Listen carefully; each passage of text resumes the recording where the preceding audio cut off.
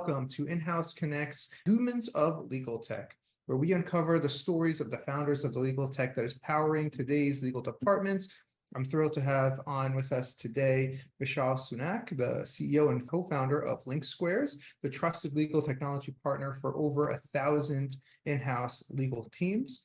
LinkSquares' market-leading AI-powered contract lifecycle management and legal project management solutions surface business intelligence with speed, accuracy, and scale.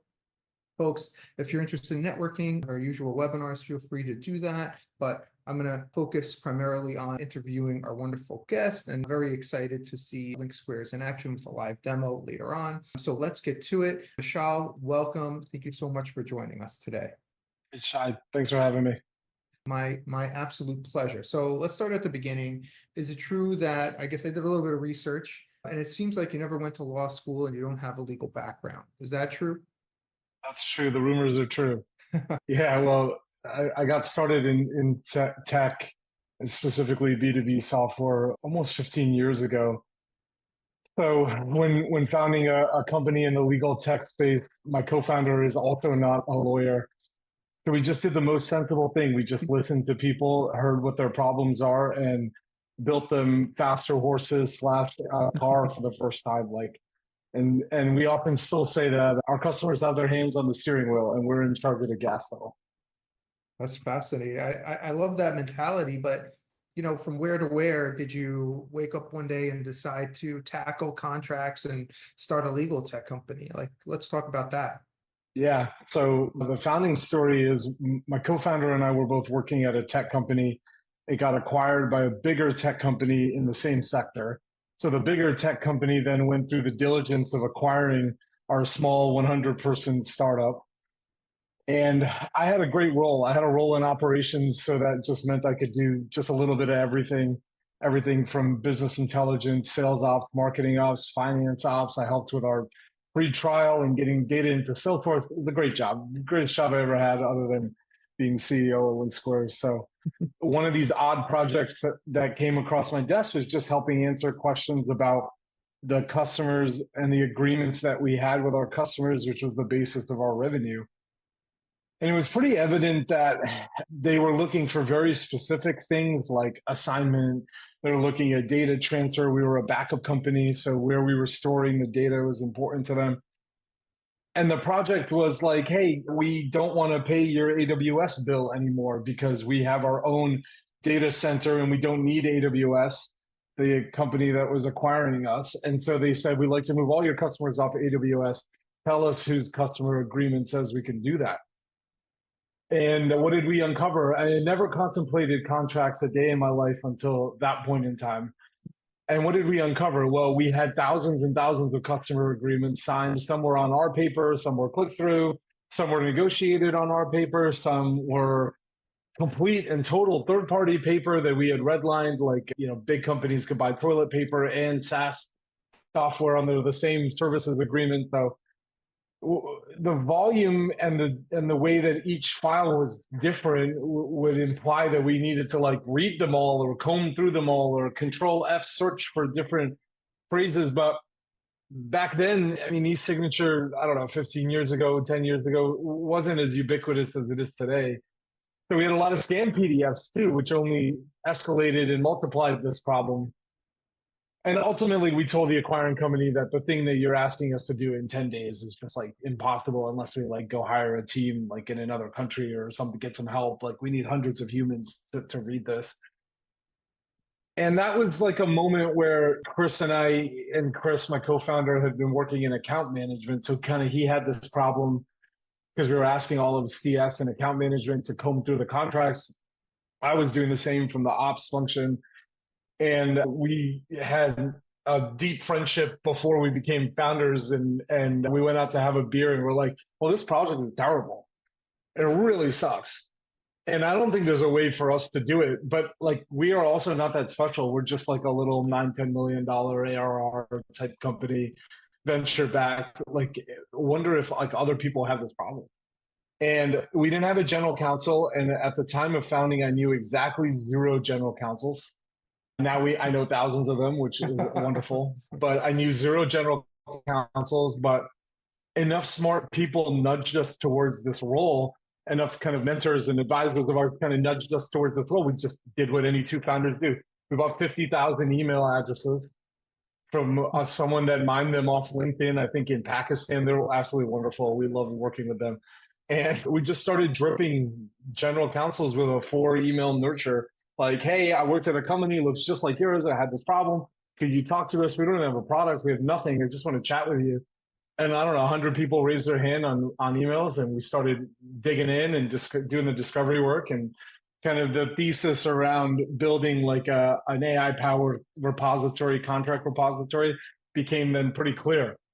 And then we just started from there, started doing more discovery calls. We tried to do 100 discovery calls before we built the software. And we got pretty close, and then we started building it. And I'm an engineer by background, so building software is firsthand for me. And we hired a small team and got cranking, raised some money, and got cranking, started making money, started selling it. Wow. That's a fascinating story. So your company got acquired, had in the due diligence process, you could not come up with the contracts that buyer wanted. And you're like, hey, I see an opportunity here. This was about 10, 15 years ago? This was like nine-ish years ago. Yep. Wow. Wow. It's amazing how much the world has changed in such a short period of time. So okay, you get your 100, your focus group, you start building. What was that first, what was the first 5, 10 clients that gave you a chance? What did you learn? How did you iterate? And I'm curious, like how it's evolved since, right? Leaps and bounds, and tell me more. Well, I had known of a company in Boston where we were founded and where I am today. I had known of a company that was working with like very large brands doing consulting service. And so I had known the CEO of that company. She had moved on, but I was still friendly with her. I think she was chairwoman of the board. So I just emailed her and I said, hey, I'd love to chat with someone on your squad, or your CFO or whatever. And she said, that's cool. Yeah. And it turns out they had a firsthand need. Like they had just done like a big like contract analysis like project for something security related, I believe it was.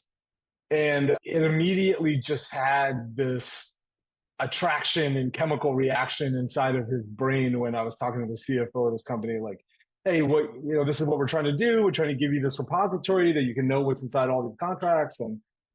And he asked us if we had other customers. I said, of course. I just stood in there and we had nothing. He asked me how much it would cost. I said on the spot, I was like, it's $1,000 a month. That's it. It's $1,000 a month and get started. And we learned a lot about sales and learned a lot. I hadn't sold anything a day in my life. So founder-led sales was also not the best and most enjoyable experience, I would say. I always tell people that in founder-led sales, you're trying to make like a D+ grade into a C- and then get to like close to $1 million in revenue and go hire an expert so they could take you further. But yeah, I mean, obviously you learn about how to speak the language of the general counsel, and talk about third-party paper, talk about diligence, talk about a triggering event.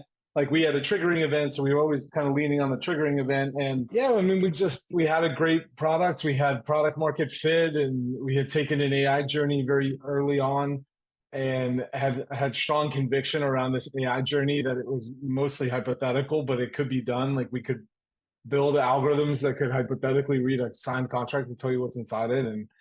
And got a chance to prototype it a couple of times. And I mean, now it's like a 10-headed dragon. Like it's amazing. And we have 300 employees now, and I've been able to make 300 jobs in America, which is like really proud of that. And it's run now by a bunch of professionals. They don't let me sell anything anymore, but a lot has changed. We learned a lot. I mean, you learn a lot about companies that could be a good fit or not a good fit, or why, or too big, too small, or don't have the pain. I mean, 8-9 years ago, we were talking about AI powered contract analysis, and people like would glaze over at it. Like, what are you talking about? Like, it's like I have like another head growing out of my neck on a Zoom call. Like, is it weird? Is it me? Is it, am I problem? Am I the problem?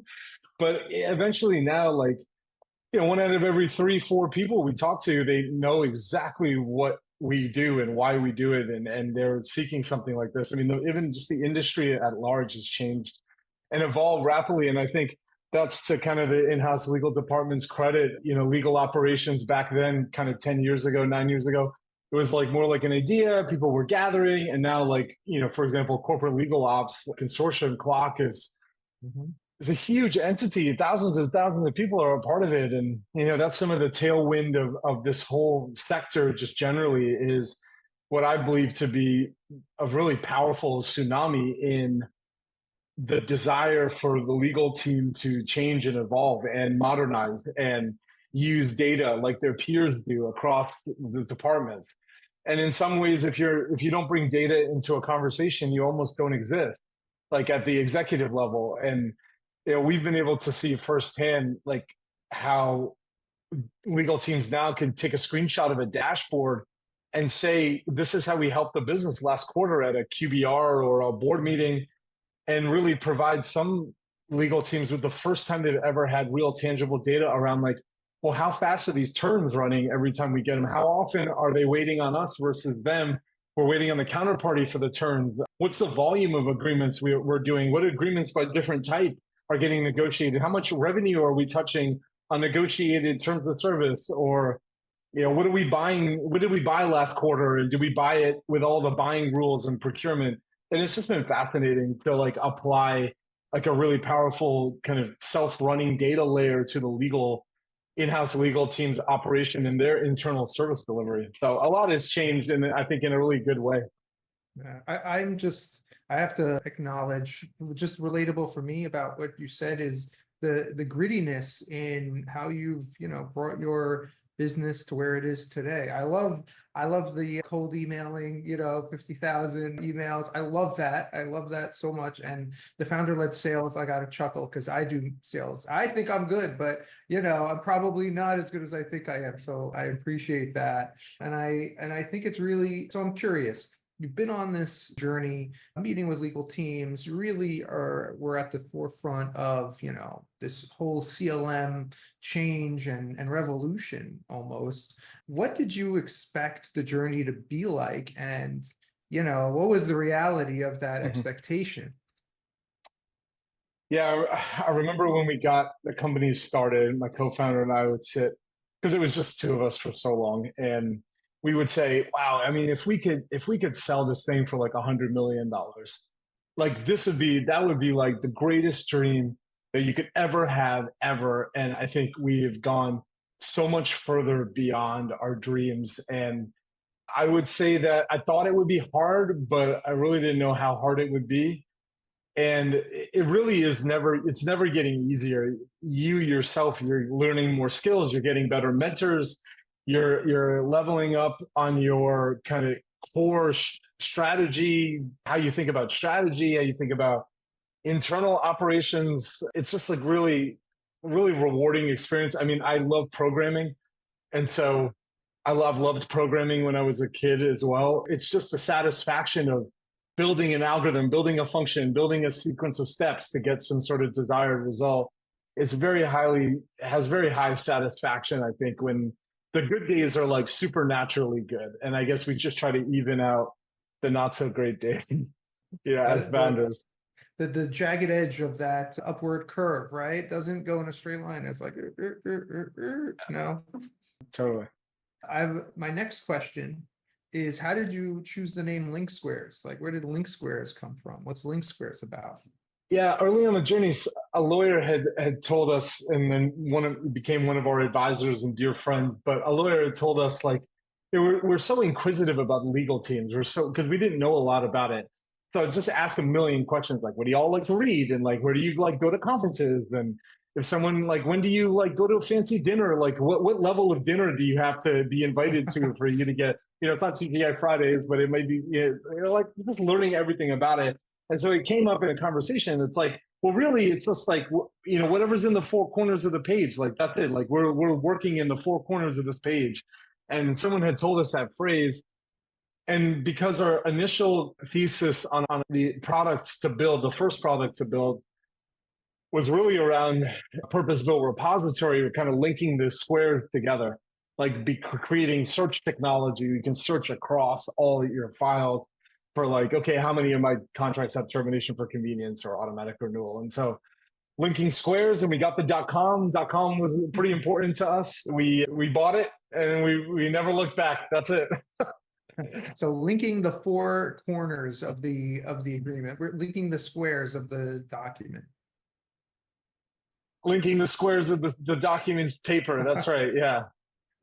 I love it. So I want to touch on something you said before. So you said like I think the MVP was a purpose-built repository. Like that's what you had set out to do. It sounds like. Purpose-built. Yep. Purpose-built. AI-powered came later, but it was like if you're storing your contracts in Google Drive or Box, that's just cloud-based storage. It doesn't give you any extra intelligence. Right. But if you choose to store with me, then you get all this other stuff that Box or Dropbox can't do. Yeah. So over time, I guess, talk about how like the feature set and the product has evolved. It's not just a repository now. It's no, we've far more than that. Gone deep. Yeah. Yeah. So the DMS, the AI-powered document management system / repository, that journey went great. We tripled our revenue in 1 year. That was like 2019. We had, I don't know, by then we had 150 customers. There were like 20 people that worked in the business.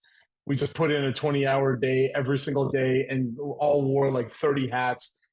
And then I started doing some fundraising, started getting interest of investors talking about scale. How do we go faster? How do we grow the business up? And then we upgraded the dream kind of 3.5 years into the journey. We upgraded the dream to say, well, the DMS part is going great, but I really want to build an end-to-end system. So then we had to build a pre-signature contract type of assembly workflow type of product. Then we had to rename our original product because we just called that LinkSquares. So we renamed our original product Analyze, and it's an analysis-driven DMS. And then we invented a new product, Finalize, to do the pre-signature drafting, storing templates and taking third-party paper, concept of versioning, concept of approvals and tasks.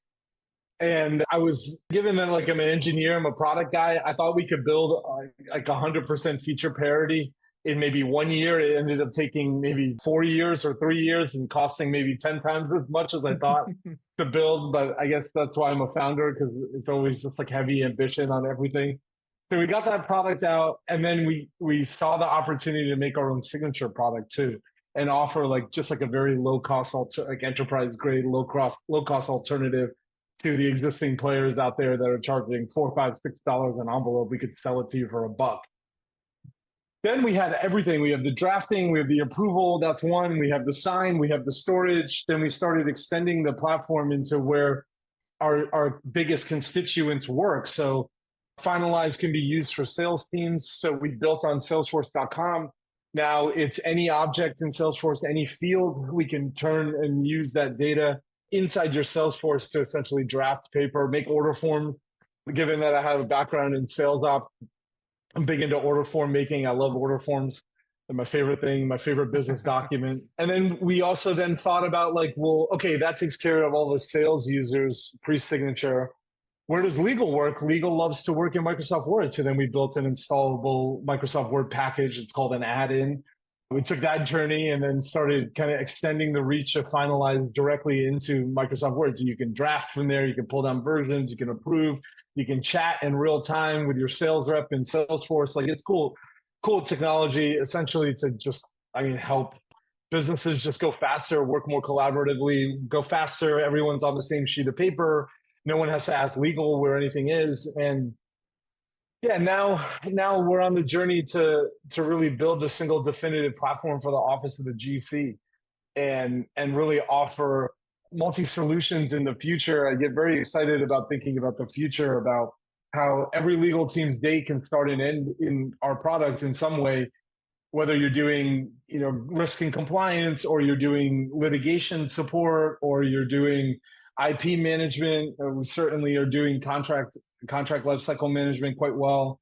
And that's the vision now, is to just build the single definitive platform for the office of the GC. It's a very exciting, very big vision, big goal. Yeah, spoken like a true founder, right? Ambitious and enthusiastic and positive, right? Those are the hallmarks of a great founder. We have a question in the chat, and I want to touch on what the question in the chat is and talk about a little bit about the state of CLM. There are a lot of different players. There's a ton. I think that's an understatement. Hundreds, I think. And more every day. And what's really interesting, I think recently, like I feel like it's like in the last 6 months, as somebody who's in this space, I pay attention to legal tech, and I keep finding more and more every day. So I myself am surprised, but there are a lot of AI contract tools. They could be review, they can be negotiation. Law firms apparently are getting in, and Kevin is curious about how does LinkSquare, oh, if you want to talk about, the state of CLM, I'd be more than happy to hear you, talk about that and Sure. how you think it's going to shake out. And then would love to hear what you think about this, subcategory of AI contract review tools, right? These kind of word-based tools, these cloud-based tools. Anyways, that's a lot. I'll stop. I'll pause and get your thoughts. Yeah, I mean, I think the state of CLM, although overwhelming for buyers, is quite healthy. And I believe that in aggregate, all the players are actually doing a decent job in I think the education piece, which is still kind of the long tail in activating this market. I think when you really look at CLM, the TAM, the total addressable market, is almost infinite, because really every single business in the entire world, no matter what your business model is, B2C, B2B2B, like a channel, like a direct to consumer packaged goods, you're selling to, I don't know, pharmaceuticals, like you're selling pharmaceuticals, like literally everyone, gambling, daily fantasy sports, professional sports teams, they all M&A. have contracts. Yeah, M&A, people that do roll-ups, doing big roll-ups, and private equity sponsored roll-ups, what have you. The TAM is infinite, right? But the activation is not also 100%. So I think in aggregate, all the players in this space are doing a great job continuing to activate and evangelize legal teams to kind of step up to take the next step in their evolution, which is add technology broadly. And I think given that the world is having its AI moment right now, and the moment will last for a very, very long time, I believe, that I think the legal tech sector more specifically is having like its canonical moment. Like the thing that generative AI is the most applicable to, I think personally, is right squarely in our sector. Text, clause, drafting, suggestions, revamping, what have you, revisiting language, saying, yes, I like it, no, soften it, make it more aggressive, make it more favorable, whatever it is. It's a canonical use case for generative AI. And I think it's been very exciting to watch, everyone's strategies kind of unfold of like, who wanted to go first and who did they choose as the underlying provider, or are people making their own large language models? Which some of these law firms are actually making their own and building their own large language models versus using third-party generalized large language model providers like the famous ones that we all know. So I think it's just like a really exciting time just generally to be in the sector, and certainly feeling like re-energized. I think after kind of a long couple of years, with the economy has been pretty challenging to operate in since kind of like second half of 2022, that I think this is a great moment for all of us that have companies and businesses in the sector, because generative AI is energizing buyers to some sort of utopia where, a robot might be able to assist you in doing, most of the work that is cumbersome or manual and tedious. And we've been AI companies for 7 years. So I really have been a believer in this, and I love that it's happening now. It's having like its canonical use case right now. But I think at the same time, you go walk a floor of any legal tech event with large providers in an exhibit hall, and I think buyers are more confused than ever because everyone claims they do the same exact things. So outside of the platforms, like the true end-to-end platforms, there's lots of kind of single featured type of a slice of an end-to-end kind of experience available, which I think is exciting, and definitely keeping the end-to-end providers on our toes of innovation, especially the AI redlining technology. In earnest, I haven't seen a lot of it like from our competitors or the others folks in the market. So I can't comment too specifically on any one provider. I haven't studied them all or researched them all, and I probably couldn't because they're coming out every single day. But generally, I think the needs of larger enterprises are fairly clear. They're looking for end-to-end type of systems, and so to the extent end-to-end systems still exist and still can provide generative AI capability, I think ultimately it just ties back to buyers and what buyers need.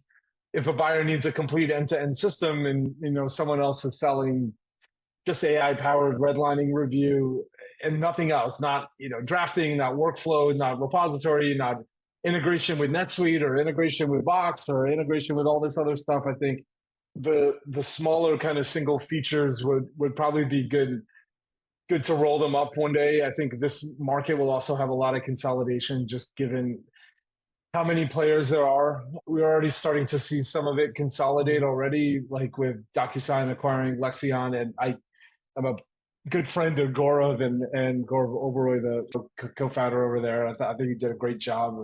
They're running a great company, and I have a lot of respect for Gaurav as well. And just others, there'll just be more, right? I think there'll just be more and more. Just given the fact that I don't know if 200-300 vendors will survive, and the economy is still relatively tough, so it's a pretty high barometer, I think, for survival as well. So we'll see. It's definitely an interesting time. Yeah, definitely an interesting time to see all these acquisitions and tie-ups and collaborations. I want to talk a little bit more about, LinkSquares, and then we'll invite Aiden to come on and show us LinkSquares in action. Again, super crowded market. What makes LinkSquares special? Like why, I feel like it's a question you have to answer on a regular basis because there is so much competition. Yeah, for us, for sure, it's having an end-to-end solution that can meet the needs of businesses of every size, and kind of easy way to get started on the platform at really any price point, which I think is a real differentiator. I have this vision of building multi-solution platform and go beyond contracts, and so we have our first real adjacent product. I don't really consider Signature an adjacent to CLM. I think it really part of the value chain, but we have our true first adjacent product in legal project management, because the thousands of customers that we have, talking to them frequently, like, well, what's the next most important thing after CLM? And it's like, really, well, everything else that we get asked to do. Like my day has so much diversity in it as like an attorney on an in-house team. Like I could be doing immigration work or supporting HR with an employee incident and research, or I'm changing the entity of our investors in Carta, or I'm being asked to review marketing collateral before it runs on a billboard in Times Square. And the day's diversity is just kind of captured nowhere. Like all the other things that are not contract related, like where does it go? And so we got really excited about an intake or a legal project management type of product where if the business could more effectively ticket the legal team for their own internal legal service and get all the data about the volume and throughput and time and how often these requests are happening, that there could be a better symphony between how the legal team internally can provide service to their other departments and coworkers, essentially. And so we're really excited about our prioritized product. It really hasn't been out in market for that long. We got it out into general availability at the end of last year. And so we're just getting adoption within our customer base, and also, new customers joining us, taking it for a spin. We're really trying to prove the thesis that, we can offer more than just contracts. And I think that's a really powerful sentiment for the market when they hear us. I would say, best in class support. It's with managed services and technical services. It's all kind of insourced. It's not outsourced. We don't bring in third parties. We don't bring in system integrators. We have that brain trust internally. That's kind of an extension of our team into your team to make your life easier, and at any scale. If it's multinational, global company, we get on planes and travel all over the world to meet our customers and go the extra mile for whatever they really need. So coupled with like AI that's been purpose built. We've been an AI company for 7 years. We think about AI in everything. Think about AI first and all the things that we built we have that advantage. All the things we will build, we think about AI first. We have that advantage. It's the core kind of DNA of the business, and I think that's really special because we've been pioneers in AI, for a long time, and we really have a strong thesis about the best way that it can be used. So, coupled with that, yeah, number one in 3 categories on G2. That's really what our customers say. And those are all customer driven reviews. We're number one in contract analysis, contract management, contract lifecycle management. We're on Forrester Waves report as a leader. So I think there's a lot, but I would say the team at LinkSquares, I think, is just really second to none. And I'm not just saying that, but I really enjoy working with all the crew that we have, and they're incredible in what they do to support our customers. I will second that. Everybody I've worked with at LinkSquares is amazing, but I'm not going to call them out and embarrass them. Aiden, let's see LinkSquares in action. So if you wouldn't mind, hello Aiden, welcome. Aiden is a technical solutions attorney at LinkSquares. So Aiden, why don't you share your screen and take us away? I'll just say that Aiden is a cornerstone of our revenue team and does one of the best demos. They actually fired me from doing the demos maybe 3 years ago, and I cannot do this justice. So Aiden, take it away, and thank you. Awesome. Yeah, so I'm going to be actually starting inside of LinkSquares Finalize, which is our pre-signature module. So this would be the space that you're able to build out your templates, your workflows. You're able to intake third-party paper and really just streamline your overall communication process. This landing page specifically is designed to give, the team, the company at large, visibility into those negotiations.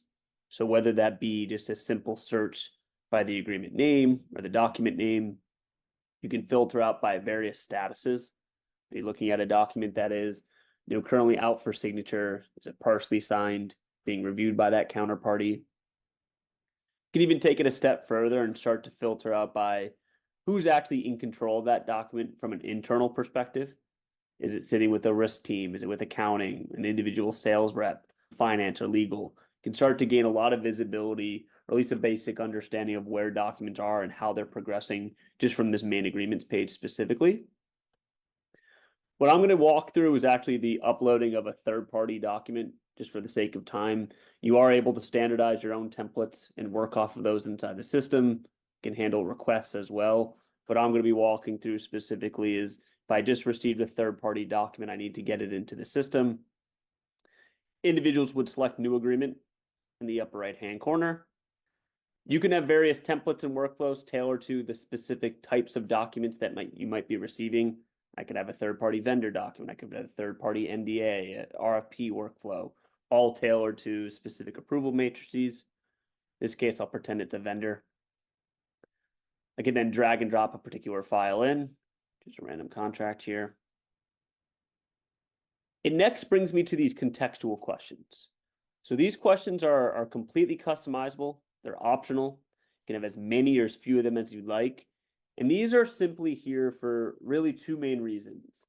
One, it's context. It serves the purpose of a sticky note of information. So if a sales rep or someone from marketing or procurement ever uploads a third-party document, it needs to come to legal for approval. I don't then have to go back and communicate with them over, Slack, Teams, emailing, asking, who's the point of contact over there at XYZ company? How much is this deal worth? What sales team are you on? Which department are you in? It's a way to kind of gather ahead of time that specific context. But the questions can also be leveraged in a more sophisticated way to actually loop in necessary stakeholders. So maybe you utilize a question similar to this. Is the deal size over $250,000? If I select yes to this question, maybe your finance team gets looped in, or someone from accounting, compliance. Does the solution involve PII? If yes, we're going to actually loop in someone from our security or audit team, right? You can actually structure these questions as a way to loop people in as necessary. Once I save and finish, that document has now been uploaded. It now exists inside the LinkSquares solution, where I have the ability to email it out. I can preview it. I can also download it as a Word or a PDF. So you can also convert PDFs into Word if that's the format that it's sent to you in. We also have this run summary option, and this is how LinkSquares has moved the AI functionality from our repository to our pre-signature tool. So I use this on a pretty consistent basis if I get a 60 or 70 page MSA from a vendor and I just want to know about renewal language. I want to know about the assignability or termination for convenience. I don't want to read line by line through that document. You can actually run this summary and it pulls out relevant data points from our AI. So I can jump to the assignment clause of this particular third-party paper, or I can quickly see, oh, it does have automatic renewal inside of that. Maybe that's something as a business you typically don't agree to. It helps further, enhance or just speed up that review process of that third-party document. You're able to freely communicate with internal stakeholders via this activity feed.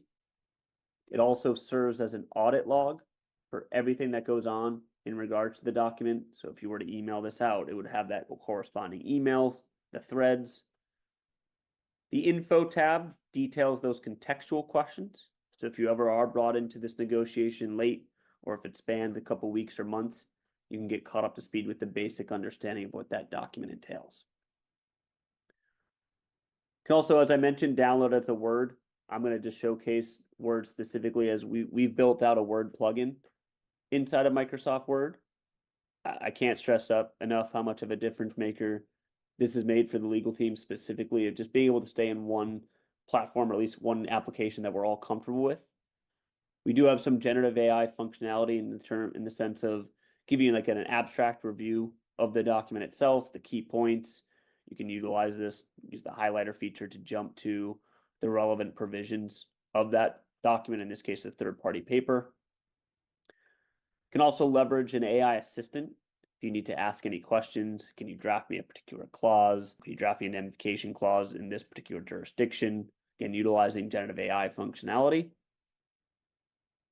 Same activity feed that I was showcasing inside the actual solution of Finalize is also replicated here inside of Word. Again, just basic adding functionality to loop collaborators in.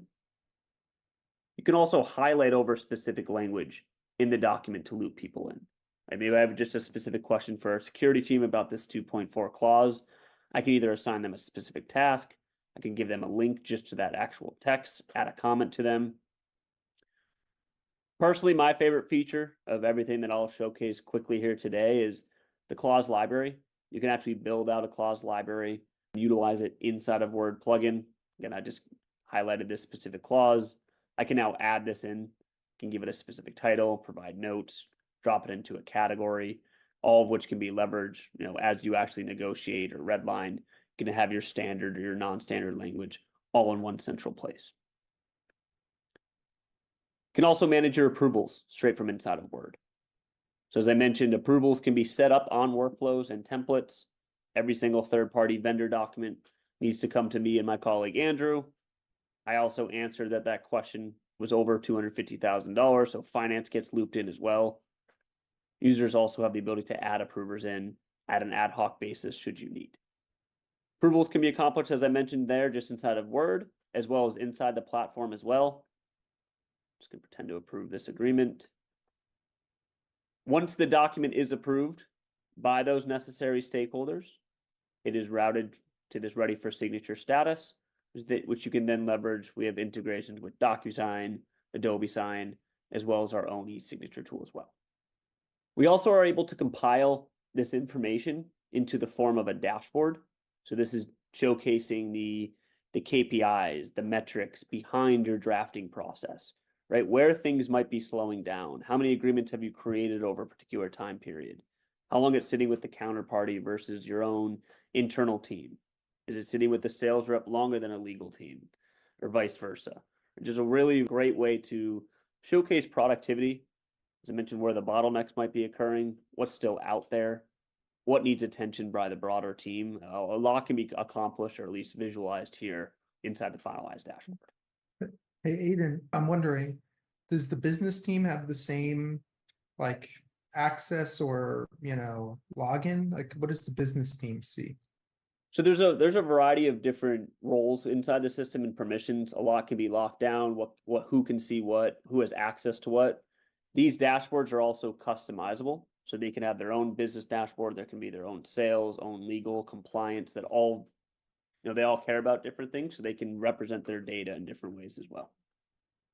Got it. But like from an intake perspective, is the business going into the similar instance of LinkSquares, or is it like, is there a separate, business facing portal that they submit to? So they could absolutely come into the system with their own credentials. We also have integrations with CRM solutions. We have a direct integration with Salesforce.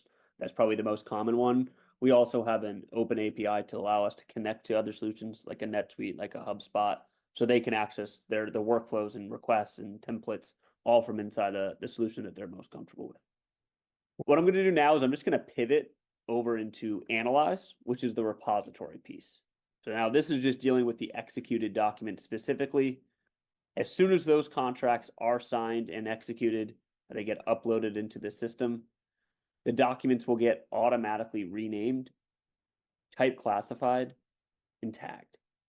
The goal from a LinkSquares perspective is obvious, right? We're trying to automate as much of that organization as possible while still giving you the flexibility to make it your own. You're able to standardize that naming convention. If you don't have one today, whether you want the parties involved, the original file name, the document, the effective year, etc., all of which can be consolidated into a standard naming convention. Documents also get type classified, essentially dropped into a type classification bucket, so to speak. MSAs, NDAs, order forms, etc. Just allows you to quickly filter out by a particular subset.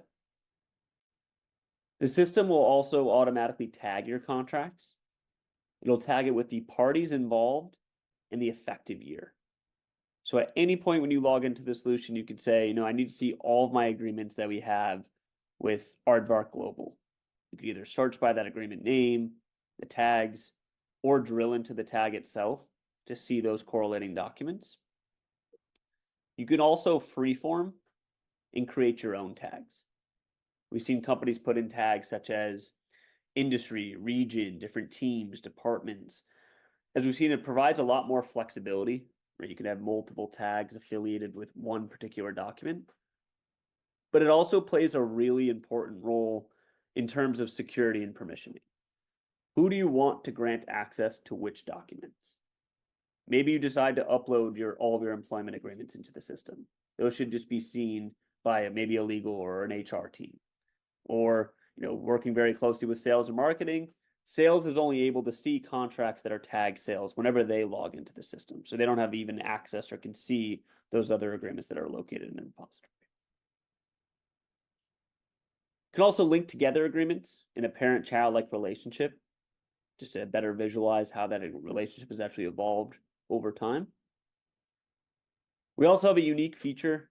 I find this extremely valuable, at least from like a time-saving aspect, is what we call a governing summary. I like to think of this as like an account overview or a relationship overview, where in the instances where you may have a master agreement and then 5, 6, 7 amendments, addendums, statements of work, you may not know what's controlling from which one of those contracts.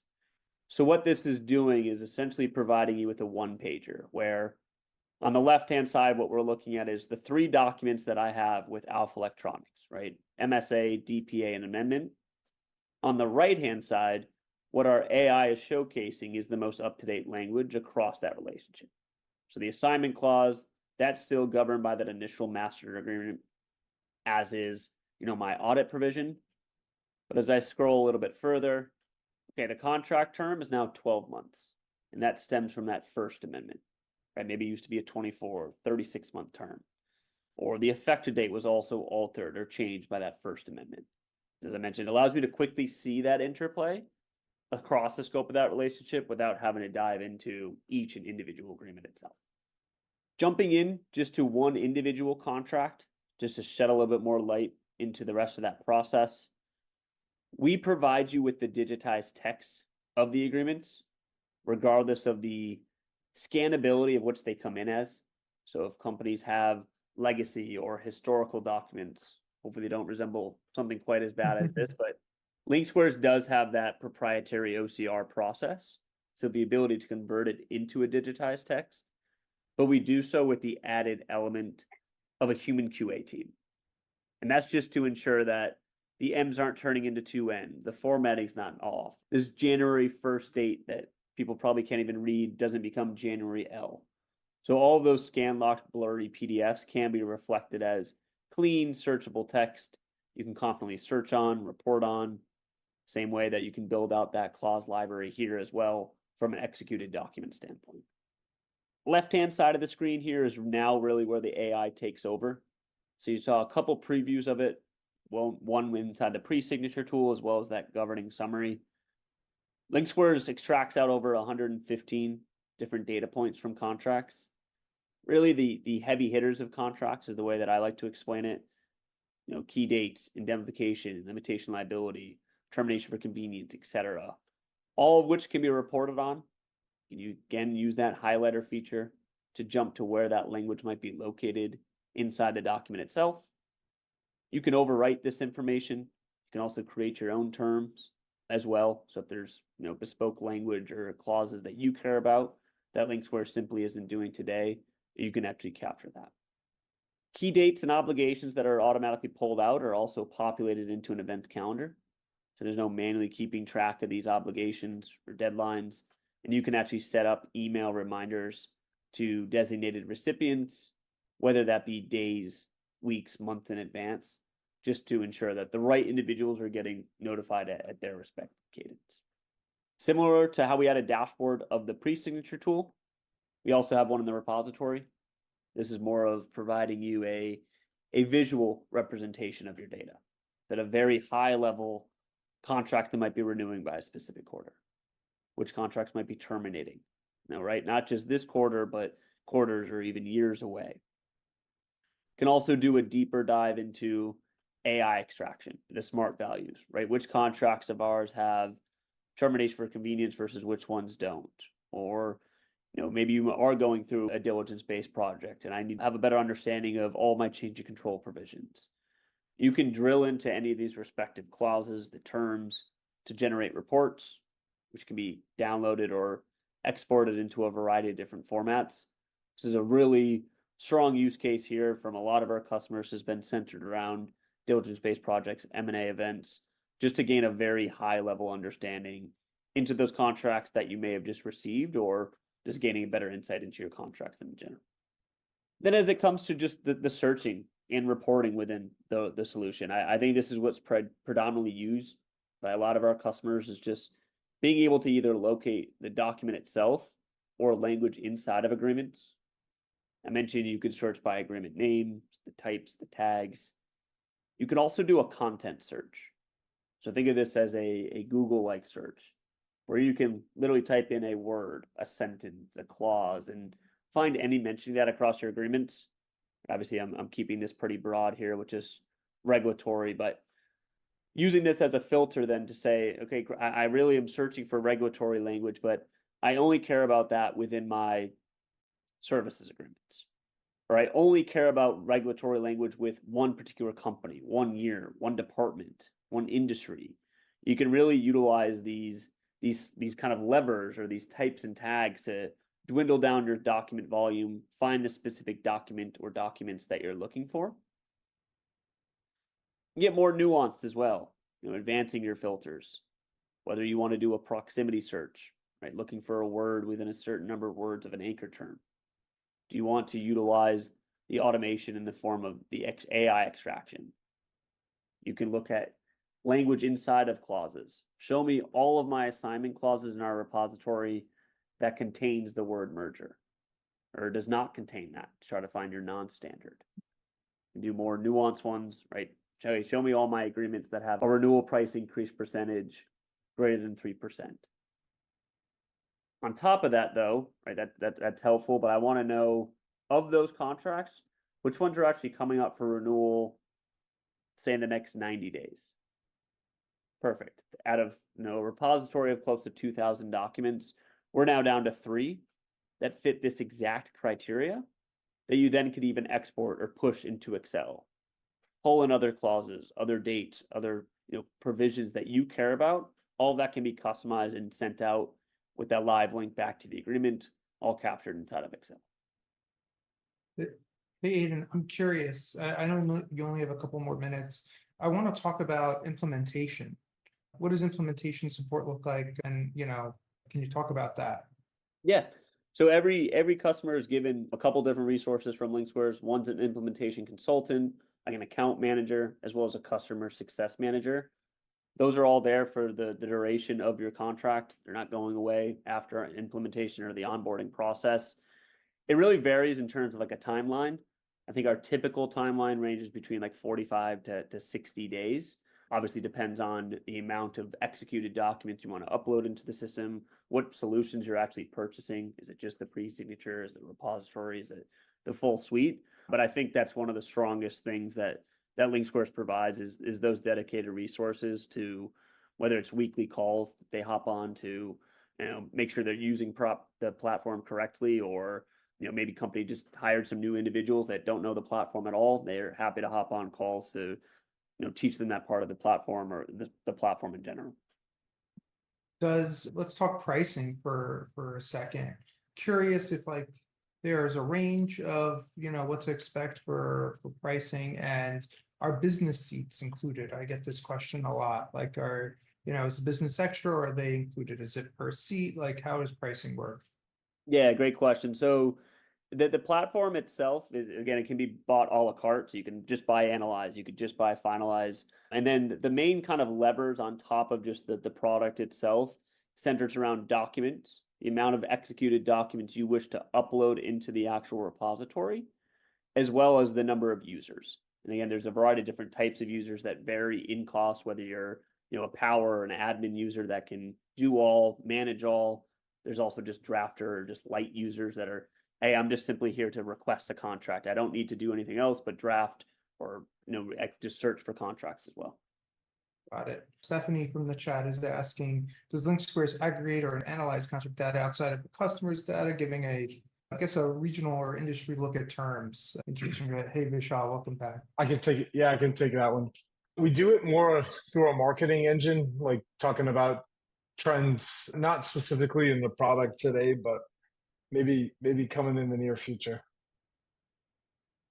Cool. That would be really interesting to see, what's a standard, liability clause, look like? What does indemnification look like? What's carved out, what's not? But I digress. Over back to you, Aiden. Perfect. Yeah, just finishing up quickly here. The last thing that I just wanted to highlight was that last functionality would be Prioritize, which is the project management, kind of task management solution of LinkSquare. So finding myself spending a lot more time inside of Prioritize as a way to manage all those projects and assignments that legal teams get.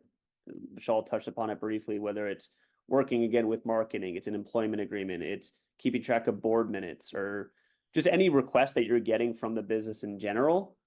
It can be contract related, as we're seeing here, but oftentimes it isn't. It's making sure that we're able to use some webinars or release forms for marketing. You're able to just centralize that in one central place, gain visibility across the broader team. I'm currently looking at my legal team's board. I can filter out by a specific user as well to see just what's on my plate, what I have to do. I can rank things by priority, maintain a collaboration and communication with those internal stakeholders, manage the activity itself. But it's a really easy way to feed these projects in instead of being flooded with Excel spreadsheets, Google spreadsheets, emails, central place to manage those, as well as giving you the data behind it, right? In another form of a dashboard. What type of projects or tasks are you completing? How long is it taking? What deadlines have passed? It really gives you that central place to manage all those projects and give you the data behind it. Awesome. I used to do contracts a lot. This is exactly what an active and busy commercial contracts team would need. I mean, the whole legal team, really. So I appreciate it. And thank you, Aiden. Cool. I guess, Vishal, we're at time. Any closing remarks? And folks, if you have questions, please put it in the chat. Otherwise, we'll wrap up. I think we covered it. Thank you so much for having us on the show today, and we'd love to do it again in the future. And if we can ever help anyone with software to make your life better and accelerate all the things you're doing, please check us out, and we love to chat with you. LinkSquares.com. All right, sounds good. So thank you so much, Vishal. Thank you, LinkSquares. Thank you, everybody, for tuning in, for your wonderful questions. And we'll catch you next week at the next IHC event.